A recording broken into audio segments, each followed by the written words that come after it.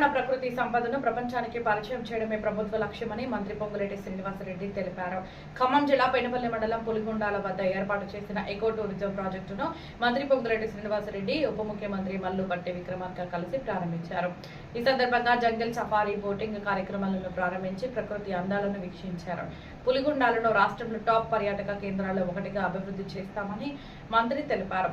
పర్యాటకుల రాకపోకలకు సౌకర్యంగా డబల్ రోడ్డుకు గ్రీన్ సిగ్నల్ ఇచ్చినట్లు వెల్లడించారు.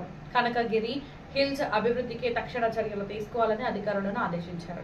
ఇక సీతారామ లిఫ్ట్ ఇరిగేషన్ ప్రాజెక్టు నుంచి నీటిని పులిగొండాలకు మళ్లించే అంశంపై అధ్యయనం చేపడతామని హామీ ఇచ్చారు.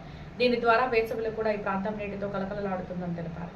ఈ కార్యక్రమంలో Sathupalli MLA Matta Ragamayya Dayanand, Wyra MLA Ramadas Naik, PCCF Suvarna, collector Anudeep Durishetty, CP Sunil Dutt, Kalluru sub collector Ajay Yadav, గిడ్డంగుల సంస్థ చైర్మన్ రాయల నాగేశ్వరరావు, హస్తకళల అభివృద్ధి సంస్థ చైర్మన్ నాయుడు, సత్యనారాయణ తదితరులు పాల్గొన్నారు.